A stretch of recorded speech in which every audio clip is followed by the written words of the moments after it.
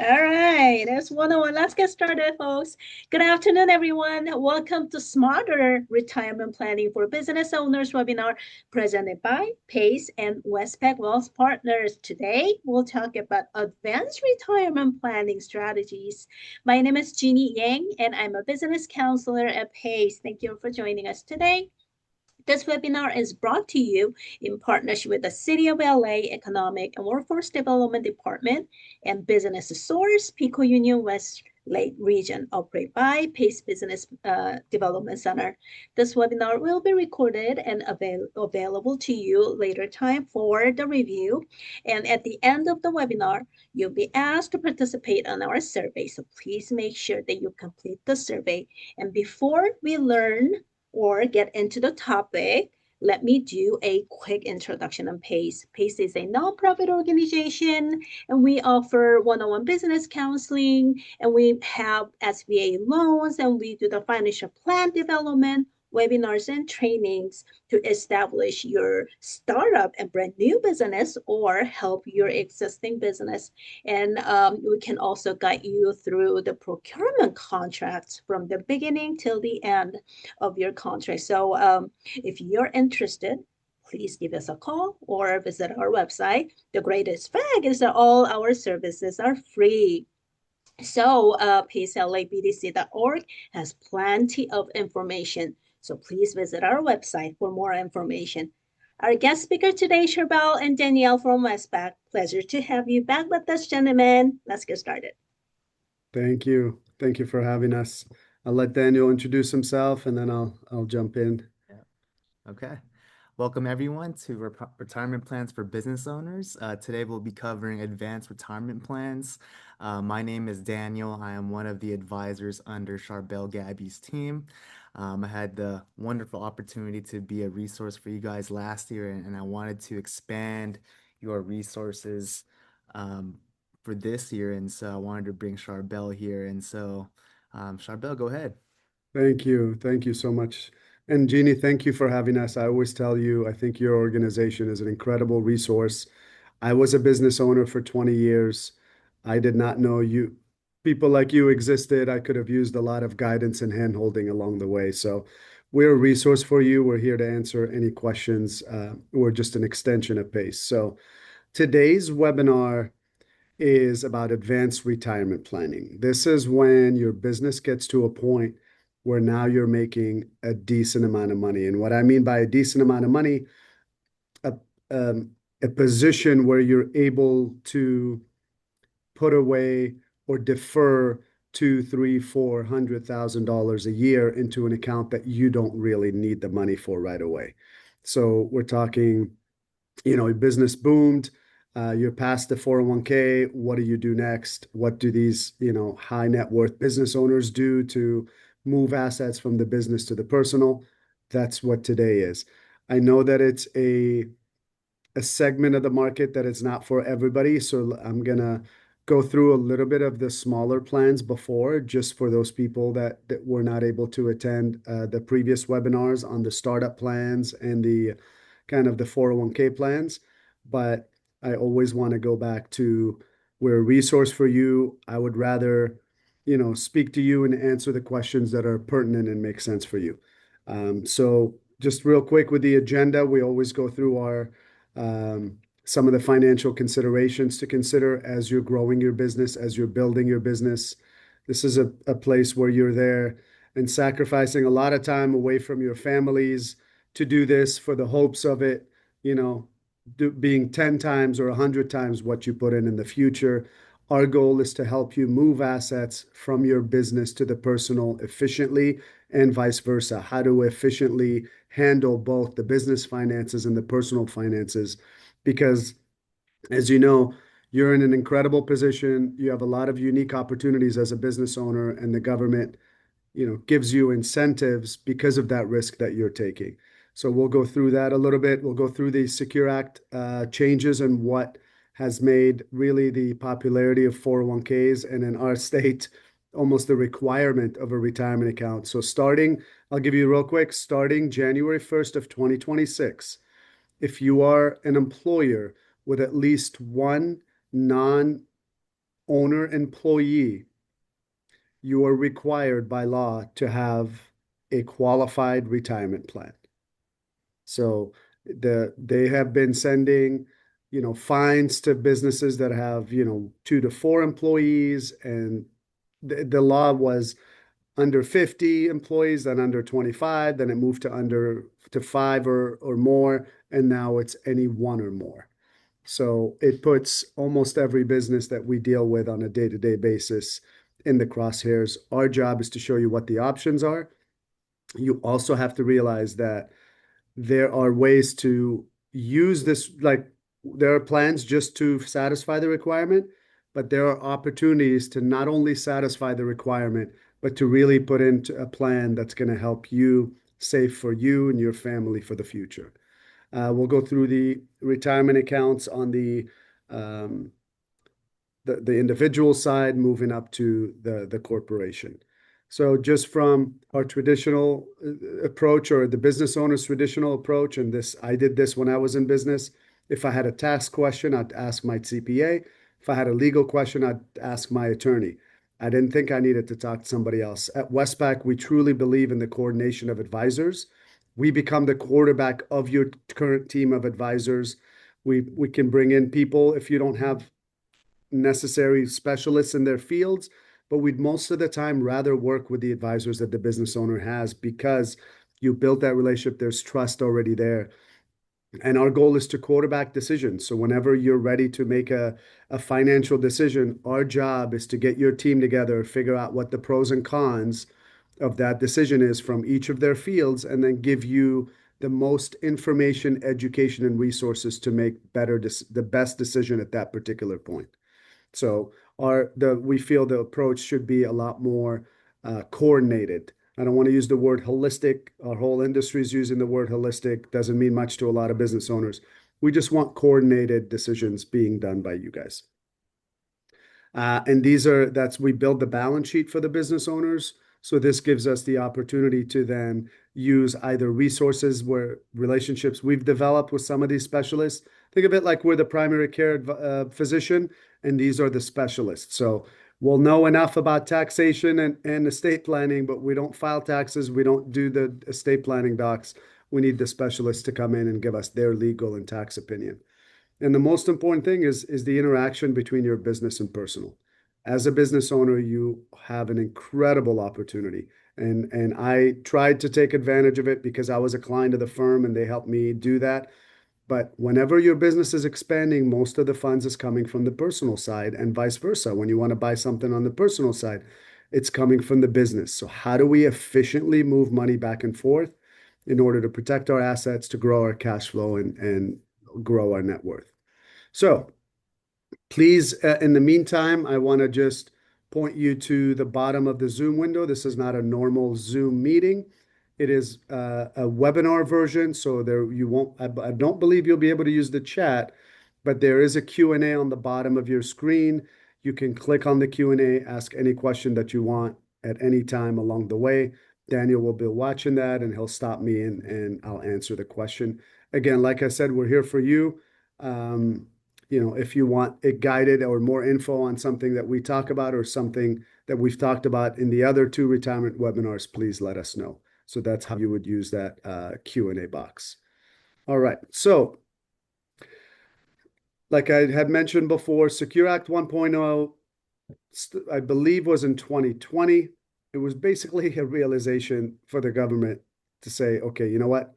There's going to be a lot of people we're going to have to take care of because the retirement savings are very, very low.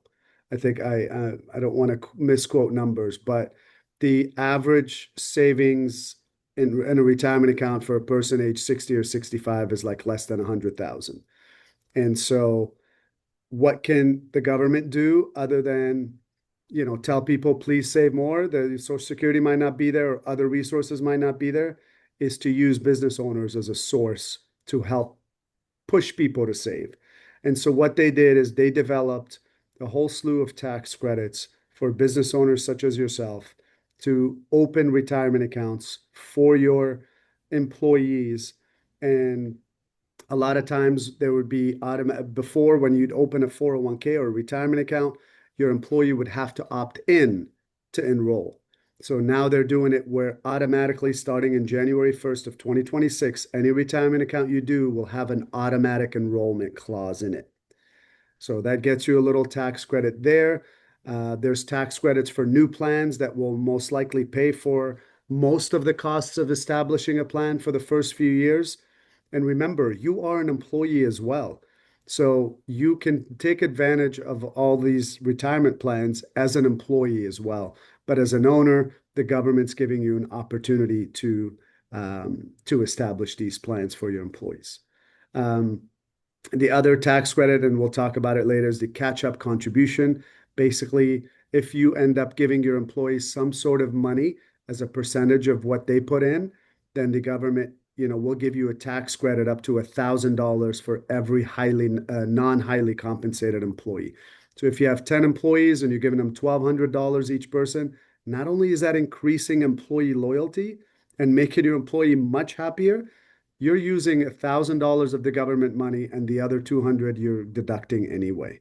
So there's great potential there and great savings. There's some, and then Secure Act 2.0 came out about, I believe, a couple of years ago and just added some of these additional tax credits because they felt like not enough plans opened up with the 1.0. So we're like, okay, let's give these business owners a little bit more so that they're able to contribute.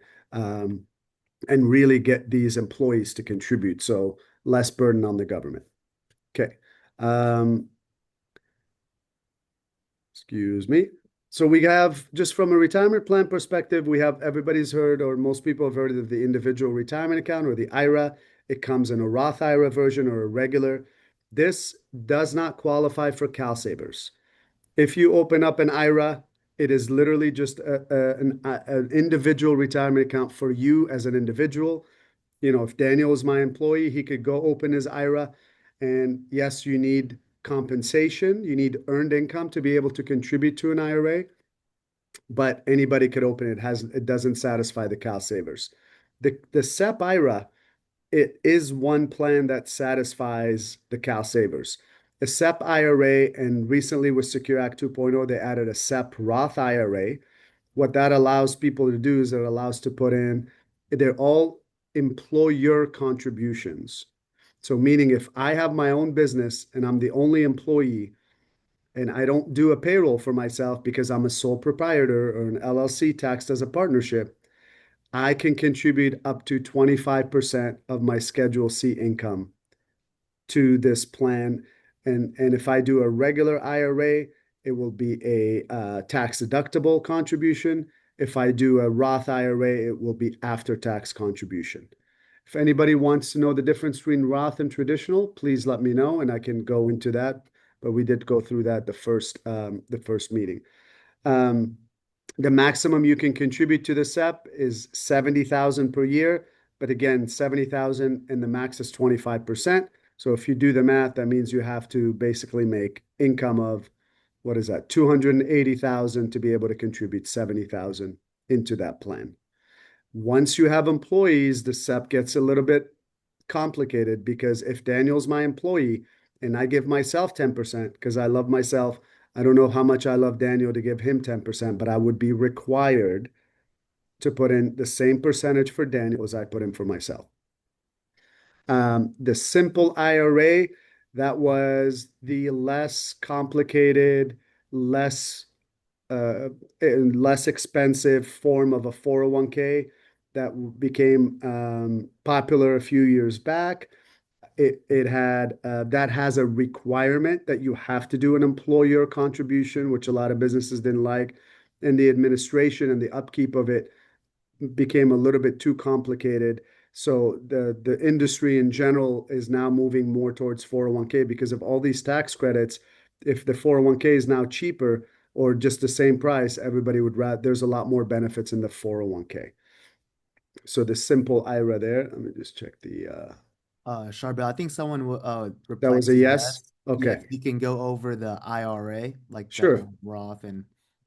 Sure. So I like to do this on a whiteboard just so everybody kind of sees it, and I'm gonna use numbers. So if I make $100,000 a year and I decide to contribute into an IRA. The maximum I can contribute is 7. So if I contribute 7,000 to my IRA, I will pay Uncle Sam taxes as if I made 93,000. That's what it means when my contribution is pre-tax. So I will put my $7,000 inside the IRA and I will get a tax break. So I will pay whatever the equivalent tax is on 7,000 less income. The growth, that's on the way in. The growth grows tax deferred, meaning I can buy and sell and double my money and triple my money every year. There is no tax due at the end of every year. So right now you put your money in the bank, you get a CD, you make 4%. At the end of the year, you're going to pay tax on that 4% that you made. So that money in the IRA grows tax deferred. That's one of the powers of the retirement plans. On the way out, the IRA, every dollar that you take out is taxed at ordinary income. So the dollars that you put in, which you never pay tax on, and the growth that became. So if that became $100,000 10 years from now, every dollar I take out is taxed as if I just made that as ordinary income. So the ordinary income tax rates, if you understand, are basically the tax rate that you pay, your marginal tax rate. The Roth IRA, now mind you, there's a Roth IRA and a traditional IRA. There's a Roth 401k and a traditional 401k, and there's the Roth SEP and the traditional SEP. But the idea behind the traditional and the Roth, I'm going to rename this traditional just so you know that the difference is the same across both. Let me see. Sorry, just pulling up my Q&A window. Okay, the question here is, I'll come back to this question in just a second. Let me finish the Roth. If I put in $7,000 in the Roth, there is no tax advantage of me putting that money in the Roth today. So if I make 100,000 and I put 7,000 in the Roth, I still pay tax as if I made $100,000.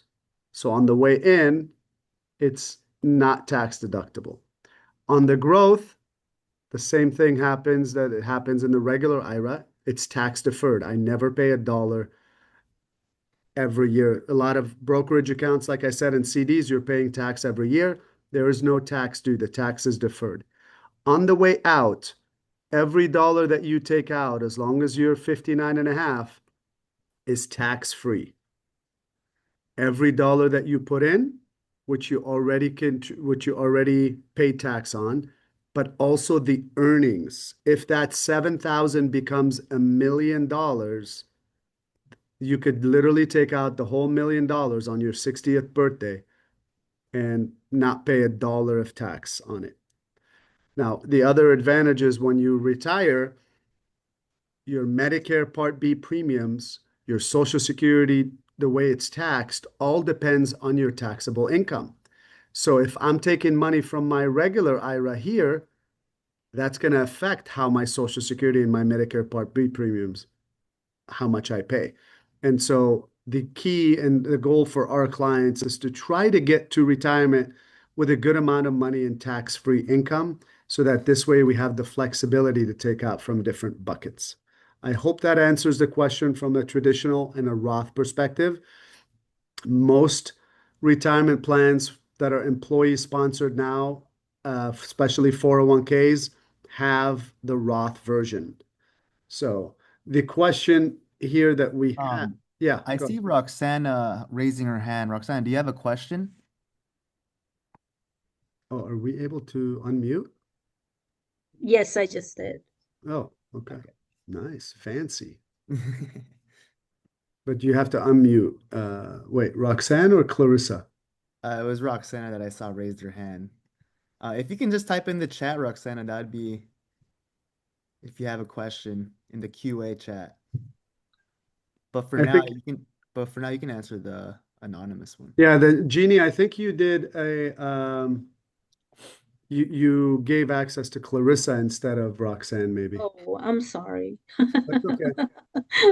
I'll wait to see if Roxanne wants to say. Okay, so Oh, okay. the question is, in a simple IRA, if we have a simple IRA in place, would you recommend switching to a 401k? If I switch to a 401k, will I be eligible for a tax credit? And is it the only is it only for companies who hasn't previously provided a retirement plan? Great question. And I've literally had this back and forth with CPAs, where one CPA felt like switching to the 401k qualifies as a new plan, while another CPA didn't feel like it qualifies for a new plan. So really it depends on it is a little bit vague in what technically qualifies as a like a qualified retirement account. So to answer your question, I would think that you would probably not be eligible for the tax credits just from what I've seen, but it would be the final decision would be based on the CPA. Um, and then whether you should switch to a 401k or not depends on the employees that you have, what your goal is, your age, and the fact that if you are required to give them on the simple, but yet, even though you're required to give them money on the simple, your contributions to the simple are less than the regular 401k. So if you're going to give them money, you might as well have the option to contribute more. But that could be something that, we can talk offline and take a look and see if it makes sense. But most of the ones I've seen, it has made sense to switch from a simple to a 401k. I hope that helps. Thank you, Daniel. Just keep an eye on it for me. Yep. Oh, they could do thumbs up. Okay, you got it. All right. So there are two major kind of categories of retirement accounts, right? The first one is your defined contribution plans, which fall onto, the I believe the SEP is under that. The simple is under, again, the simple is kind of in the class of its own, but let's just say the 401k is the main one. And basically, those plans are defined by how much you can contribute. So whether it's a percentage of salary or there's a max amount or, so your 401k, the max this year is 23,500.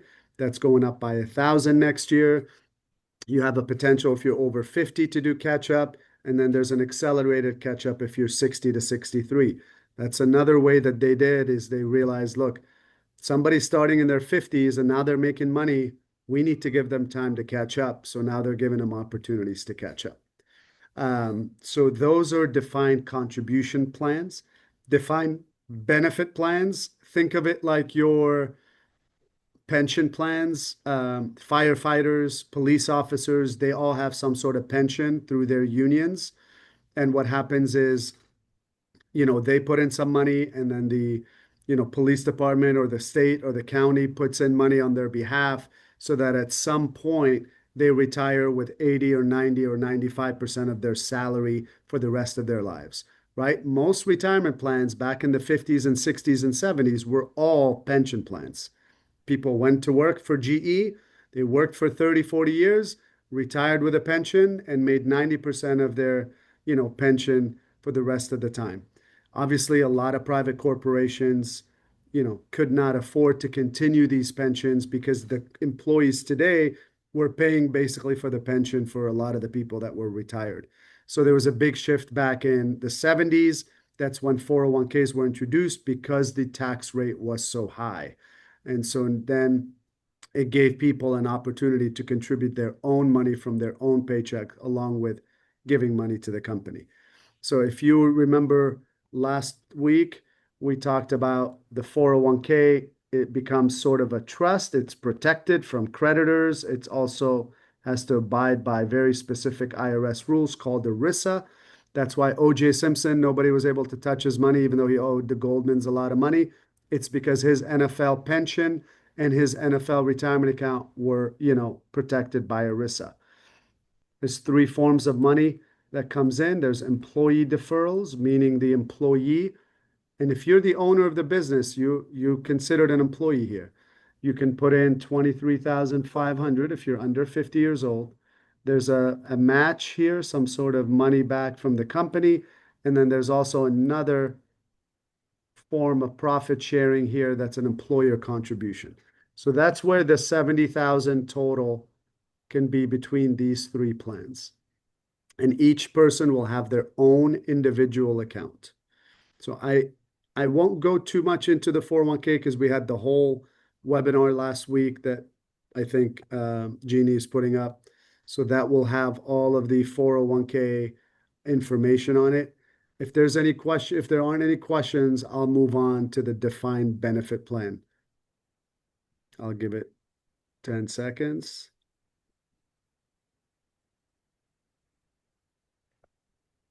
Okay. So defined benefit, think of it as an opportunity, not you're able as a, oh, sorry. Oh, she asked the 401k question. Got it. Okay. So as a business owner, you are able to have both plans. So if you have a defined benefit plan or defined contribution like a 401k and you start making more and more money, there is an opportunity later on to add the defined benefit on top of it as well. So think of it as a dual, dual purpose, allows you to put more tax deductible contributions away. But I want to go in a little bit and just give you a brief history of an education on how the defined benefit is set up from a structure perspective. So I'm going to take the same $100,000 person a year. I'm going to say that this person is 40 years old. Okay. So I'm a business owner. I'm 40 years old and I make $100,000 as a business owner. And so the way that this is calculated is the Social Security retirement for the defined benefit plan is age 62. So there's a calculation that the companies will do that will say, okay, if you are 40 and make $100,000, what number needs to be at 62 to be able to provide you equivalent of $100,000 until Social Security lifespan, which is 82. So there has to be some number Y. So let me repeat that real quick. So let's say I make $100,000 and I'm going to, according to these numbers and actuarial numbers, I'm going to live to age 82. And it was determined that there needs to be $1 million into this bucket at 62 in order to be able to provide me 100,000 for the next 20 years of my life, every year for the next 20 years, given some sort of rate of return, 3 to 5%. So that's how these things are calculated. So if I'm a police officer, a firefighter, a lifeguard, and I'm making $100,000 and I'm 40 years old, they already know how much should be in my bucket at 62 in order for them to then pay me my salary for the next 20 years. Yes, some people will live longer, but other people will live shorter. And so usually there's a number that makes sense for everybody. And then the company says, okay, again, I'm using very simple numbers. So, and if this number needs to be $1 million, how much do I have to contribute for the next 22 years to gaining about 3 to 5% every year to end up at that $1 million number? And that's how it's determined every year how much I can contribute. So basically, our clients finish their year. Then we send a report to the TPA, which is the third-party administrator, and we say, okay, Mr. TPA, the year's over. What can our client contribute for last year? Because the contributions are done later, given how much them and everybody else made, and they give us that number. The more that money makes, the less I'm going to be able to contribute. Meaning, if I'm supposed to contribute 50,000 each year, and my money doubles in the market, or it does really well from an investment perspective, then next year I am closer to my $1 million goal. So then the most likely requirement is going to be less of a contribution. I'm going to pause here because I know this was a lot. I'm just going to run through it one more time.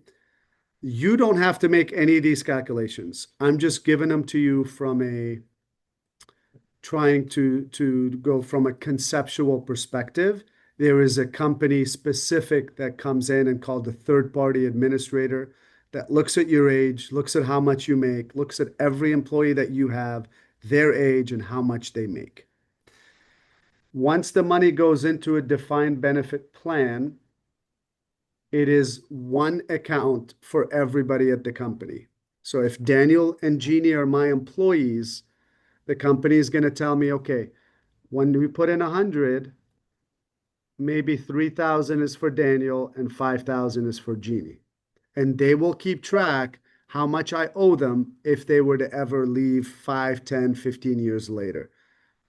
And that's so once we use the defined contribution or the 401k along with the defined benefit, the idea is to try to get 80 to 90 cents of every dollar going into the plan to the business owner and their families.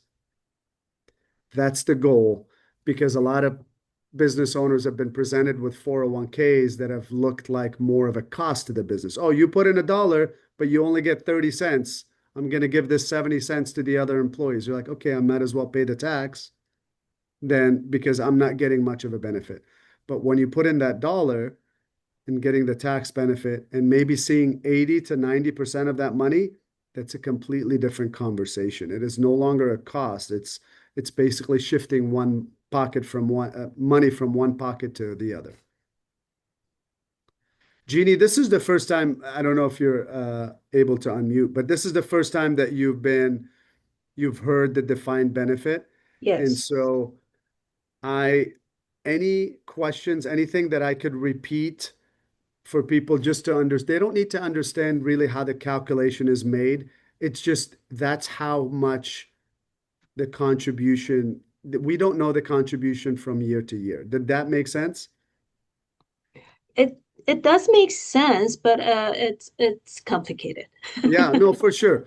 And again, I had told you before that this is, you know, like I'm trying to be educational just to give them an idea of what is possible, but that in a sense, there are a lot of possibilities in this plan. We have clients using these types of plans that are putting away three, four, $500,000 of tax deductible dollars into their accounts.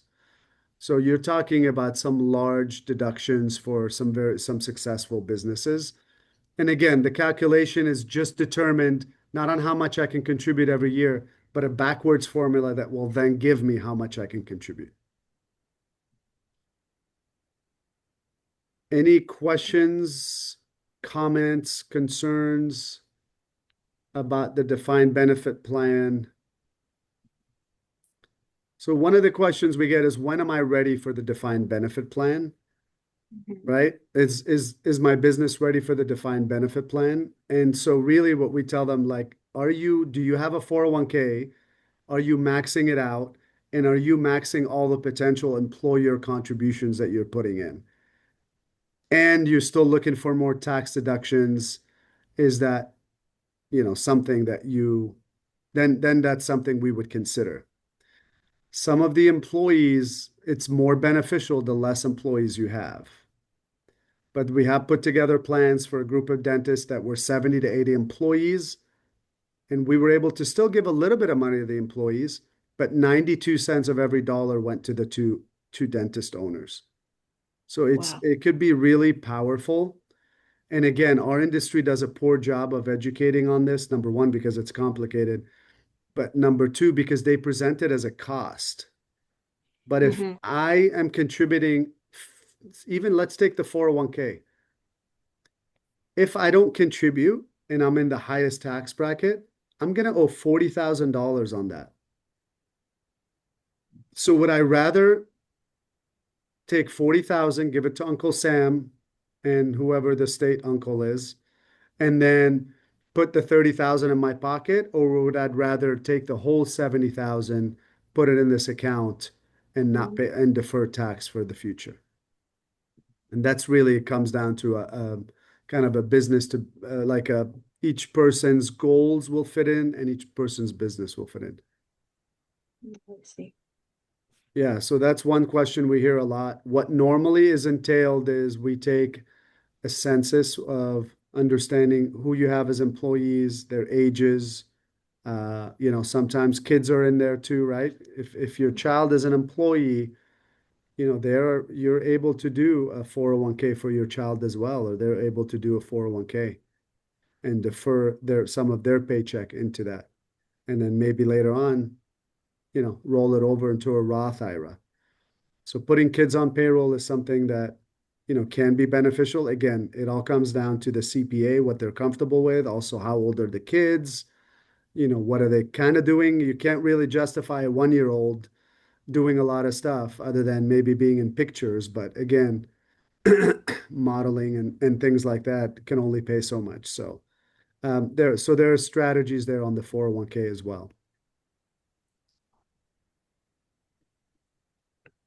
That's all I have for All today. right. You know what? I think I have to go back and re-listen to this one.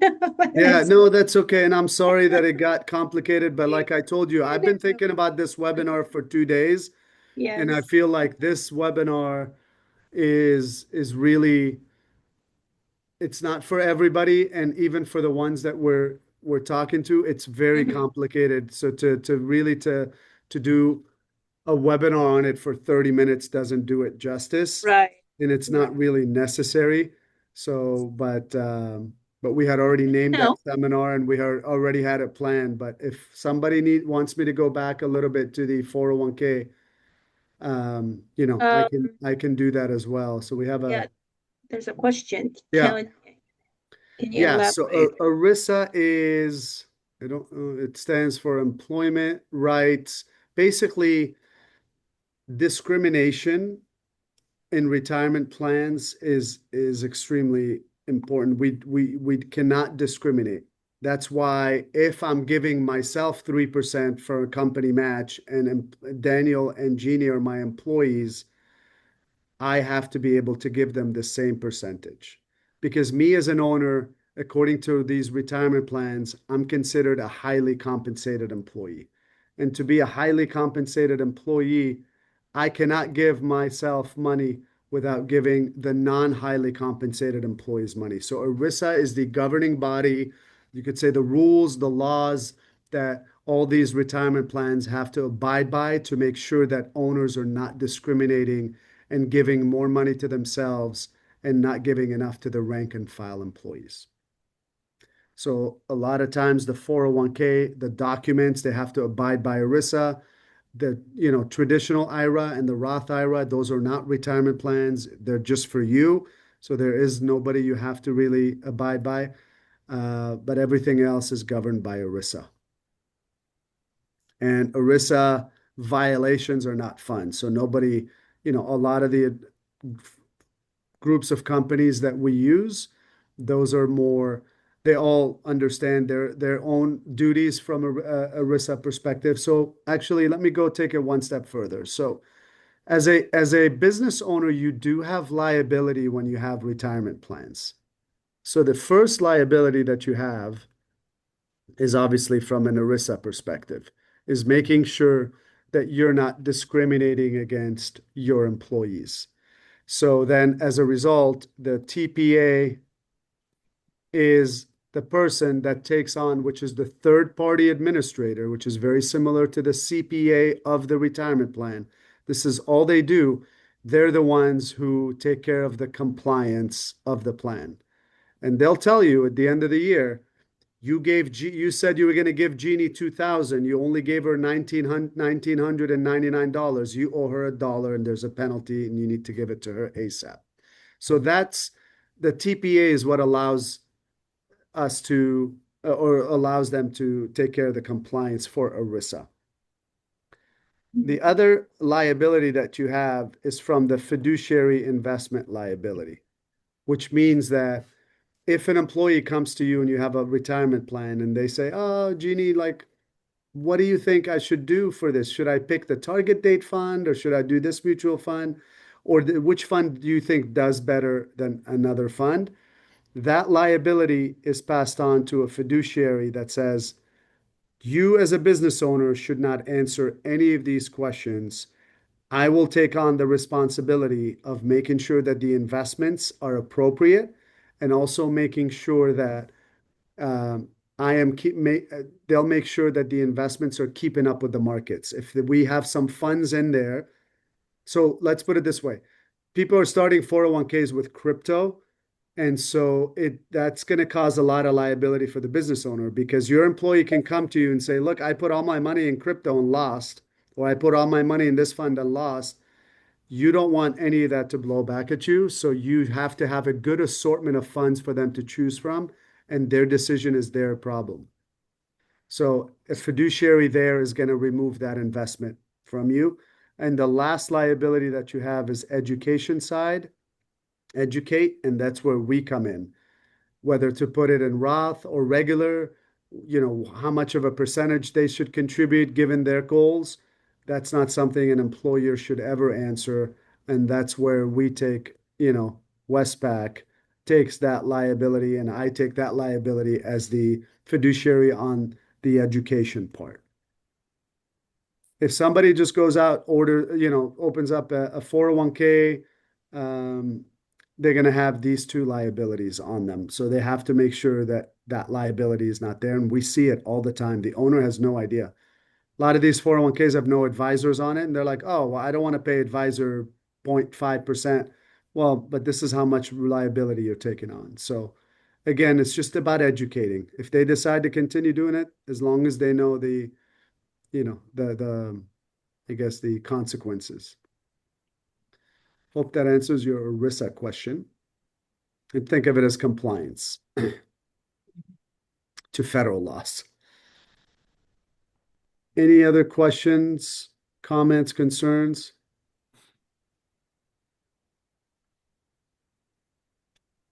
Let me see. Okay, I checked everything. Yep.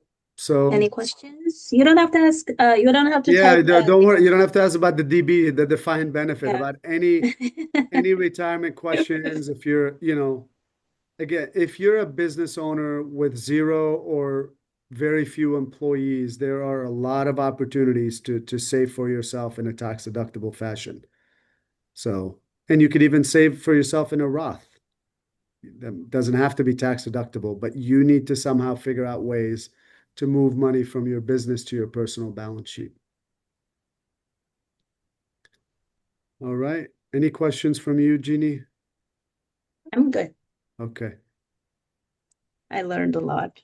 I know. And I'm, again, like I told you, I literally was going to send you an email last night and say, I don't know about this defined benefit plan. Like, it is not a fun conversation, but at least we didn't spend too much time on it. It's just that 5 minutes. And I know that 5 minutes was over a lot of people's heads, but Well, I just have to like dive in more to a but yeah, but myself. you don't have to because you don't see it that often either, right?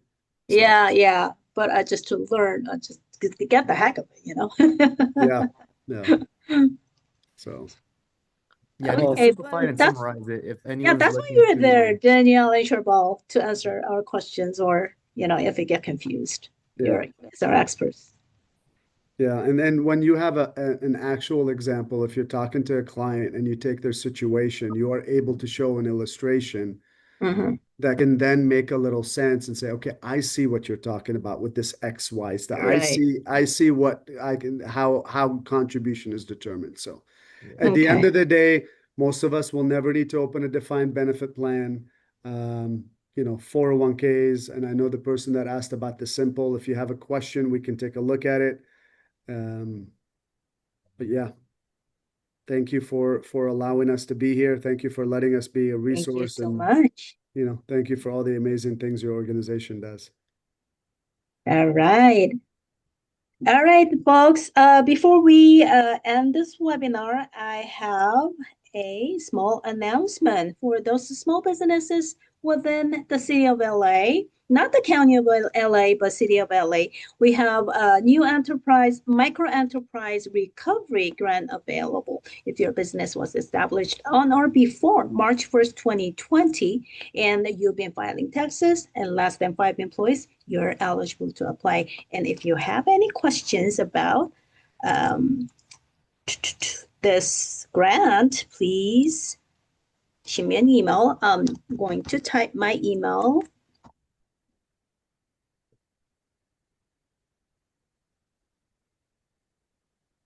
Okay, here's my email. And as Chabelle mentioned earlier, the recording of today's webinar will be available at a later time under our website, eLibrary. All right, so that's all we have for today. Hope everyone a happy Thanksgiving. That's right. Oh my gosh. All right, enjoy. Thank Thank you. you. Bye, everybody. Bye, everyone. Bye, bye, everyone.